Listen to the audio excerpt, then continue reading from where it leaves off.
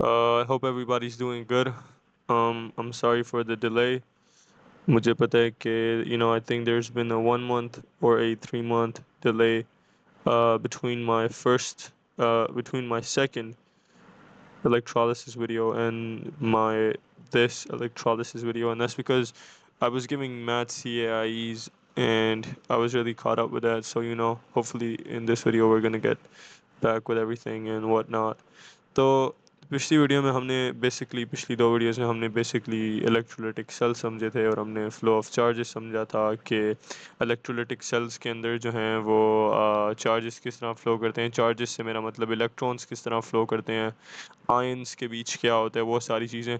तो इस वीडियो में हम बेसिकली पढ़ेंगे NaCl के बारे में। हम एक एग्जांपल देखेंगे NaCl की, ठीक है, एक असली आयोनिक कंपाउंड की, और हम उसके ऊपर इलेक्ट्रोलिसिस करेंगे।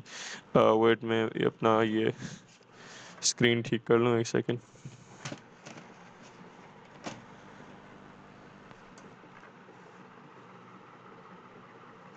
राइट, तो अभी हम लोग देखेंगे NaCl को और हम इसकी इलेक्ट्रोलिसिस देखेंगे। NaCl हमें पता है हमारे पास एक आयोनिक कंपाउंड होता है जिसको हम खाते भी हैं, इट्स कॉल्ड सॉल्ट।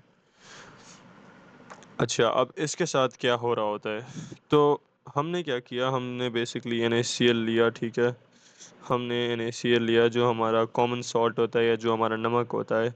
हमने बहुत सा NaCl लिया एक कंटेनर के अंदर। हमने इसको कंटेनर के अंदर लेकर क्या किया, हमने इसको भी लाइटेड दिस ऑन फायर, ठीक है। यहाँ से नीचे से हमने इसको प्रोवाइड की हीट,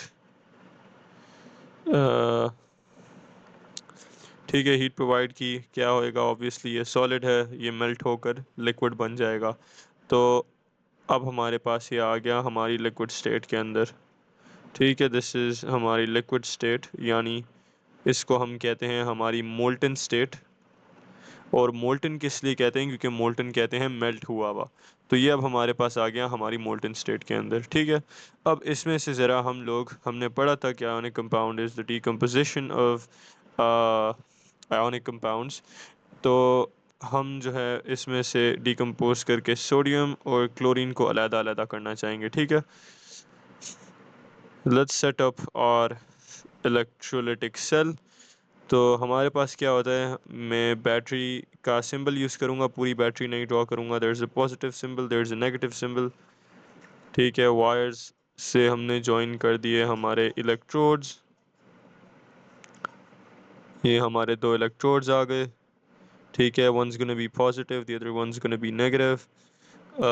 यहाँ पर हमने हमारा वो जो कंटेनर है जिसके अंदर हमारे पास हमारा मोल्टन सोडियम क्लोराइड है, वो है। और किसी भी इलेक्ट्रोलिटिक सेल का जो लिक्विड पार्ट होता है उसको हम क्या कहते हैं, उसको हम बोलते हैं इलेक्ट्रोलाइट। तो इस केस में हमारा इलेक्ट्रोलाइट क्या है, इस केस में हमारा इलेक्ट्रोलाइट हमारा मोल्टन NaCl है, ठीक है। इस केस में हमारा जो इलेक्ट्रोलाइट है वो हमारा मोल्टन NaCl है।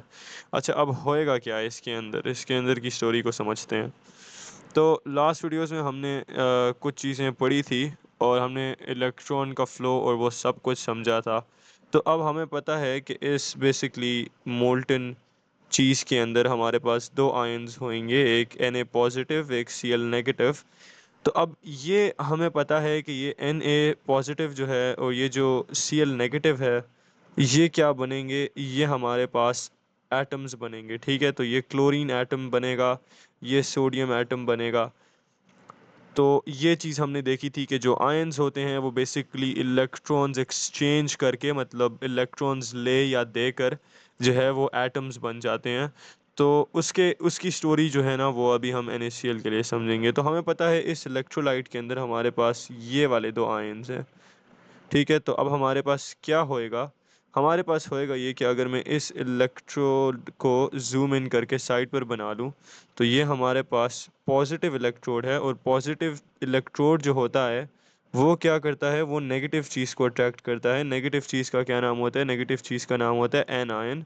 तो उस इलेक्ट्रोड का नाम हो जाता है एनोड, ठीक है। अगर मैं एनोड को ड्रॉ करूँ इधर, तो एनोड पर हमारे पास ये हमारा एनोड है, ठीक है। अब एनोड क्या करेगा, एनोड क्योंकि खुद पॉजिटिव है तो वो नेगेटिव क्लोरीन्स को अट्रैक्ट करेगा, नेगेटिव क्लोराइड आयंस को अट्रैक्ट करेगा। ठीक है, वो इसके ऊपर आएंगे, इसके ऊपर आकर क्या करेंगे कि इस जगह पर स्टिक हो जाएंगे, और इस जगह पर स्टिक होकर जो नेगेटिव क्लोराइड आयन है वो एक इलेक्ट्रॉन देगा नेगेटिव, और वो खुद क्या होएगा, वो खुद क्लोरीन एटम बन जाएगा। ठीक है, ये हमारा काम हो रहा होगा एनोड के ऊपर। उसके बाद हम देख लेते हैं कि हमारे कैथोड यानी हमारे नेगेटिव इलेक्ट्रोड के ऊपर क्या हो रहा होगा। तो हमारा जो कैथोड है यानी ये जो नेगेटिव इलेक्ट्रोड है जो खुद नेगेटिव है तो पॉजिटिव चीज़ को अट्रैक्ट करेगा यानी cations, hence the name cathode. उसके ऊपर क्या हो रहा होगा, उसके ऊपर ये हो रहा होगा कि वो है नेगेटिवली चार्ज्ड, और एन ए पॉजिटिव आयंस जो हैं स्विम कर रहे हैं इलेक्ट्रोलाइट के अंदर, ये उनको अपने ऊपर अट्रैक्ट करेगा। ये क्या होंगे, ये इधर आकर चिपकेंगे, और ये क्या करेंगे, ये बेसिकली एन ए पॉजिटिव जो हैं ये एक इलेक्ट्रॉन एक्सेप्ट करेंगे, और ये क्या बन जाएंगे, ये बन जाएंगे सोडियम एटम। ठीक है, ये बन जाएंगे सोडियम एटम। तो ये हमारे पास हो रहा होता है दोनों इलेक्ट्रोड्स के ऊपर फॉर NaCl। तो आप देख सकते हो कि हमने Na और क्लोरीन को एक्सट्रैक्ट कर लिया NaCl में से, क्योंकि हमारा जो NaCl था उसमें ये पॉजिटिव और ये नेगेटिव ये आपस में जुड़े हुए थे। ठीक है, ये आपस में इन्होंने एक लैटिस स्ट्रक्चर बनाया हुआ था। हमने कहा था यार हमें ये सोडियम अलहदा करना है, ये क्लोरीन अलहदा करना है, इनको कैसे करें, तो ये आप देख सकते हो हमारा क्लोरीन अलहदा हुआ हुआ है और ये हमारा सोडियम अलहदा हुआ हुआ है। अच्छा, अब there is one thing you guys should know here, और वो ये है कि देखो सोडियम तो जो है ना वो मेटल है। तो मेटालिक बॉन्डिंग में क्या होता है, मेटालिक बॉन्डिंग में बेसिकली हमें पता है कि हमारे जो सोडियम एटम्स होते हैं वो क्या होते हैं, वो बेसिकली एक इलेक्ट्रॉन लूज करके और मेटालिक बॉन्डिंग कर लेते हैं।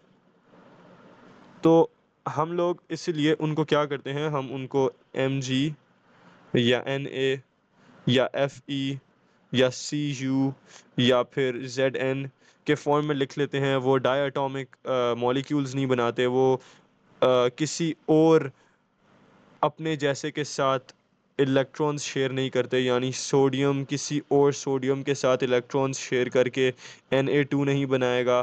ठीक है, मैग्नीशियम अपने जैसे एक और मैग्नीशियम एटम के साथ इलेक्ट्रॉन्स शेयर करके Mg2 नहीं बनाएगा। तो हमें पता है वो मॉलिक्यूल्स वगैरह बनाने का काम नहीं करते, और उनकी बॉन्डिंग जो है वो कम्प्लीटली डिफरेंट होती है। तो यहाँ पर Na लिखना इज़ नॉट अ गलत बात।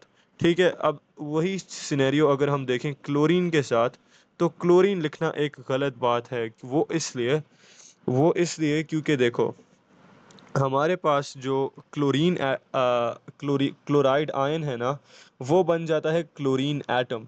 ठीक है, अब हमें पता है कि क्लोरीन एटम जो है वो नेचर में अकेला एग्जिस्ट नहीं करता, वो हमेशा क्या करता है, वो हमेशा एक और क्लोरीन के साथ रिएक्ट करके और Cl2 बना लेता है। वो as a diatomic molecule exist करता है, एज अ गैस एग्जिस्ट करता है। तो ये काम करने के लिए ज़रूरी है कि क्लोरीन को हम एक और साथी भी दें उसका, जिसके साथ वो बॉन्ड बना सके। तो हम क्या करते हैं, हम यहाँ पर लिख लेते हैं 2Cl के टू क्लोराइड आयंस जो हैं वो दो इलेक्ट्रॉन्स देंगे। ठीक है, ये एक क्लोराइड आयन है, ये एक क्लोराइड आयन है। ये दोनों अपने जो इलेक्ट्रॉन्स हैं वो देकर और ये दोनों जो हैं वो Cl एटम बन जाएंगे। और फिर क्या हो सकता है, फिर ये हो सकता है कि ये दोनों आपस में रिएक्ट करके और Cl2 बना सकते हैं। ठीक है, और हमें पता है कि Cl2 जो है वो एग्जिस्ट करता है नेचर में, तो ऑब्वियसली हमें Cl जो है वो अकेला नहीं बनाना, हमें Cl एक और Cl के साथ बनाना है, यानी हमें Cl2 चाहिए।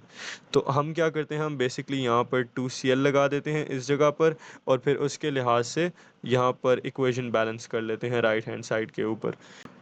तो ये जो रिएक्शन होते हैं एनोड पर और कैथोड पर, इनको हम क्या कहते हैं, इनको हम कहते हैं, इनको इनका नाम दिया हुआ है हाफ इक्वेशंस। ठीक है, ये होती हैं हाफ इक्वेशंस, जो किधर होती हैं, जो हमारी इलेक्ट्रोड्स के ऊपर होती हैं। अच्छा, तो अब इस पूरे रिएक्शन की जो ओवरऑल इक्वेशन है वो हम इस तरह लिखेंगे कि हमारे पास इनिशियली था NaCl। ठीक है, उसको हमने ब्रेक डाउन किया किस चीज़ के अंदर, उसको हमने ब्रेक डाउन किया सोडियम के अंदर, प्लस हमने उसको ब्रेक डाउन किया क्लोरीन के अंदर। अब क्लोरीन हमारे पास 2 थे।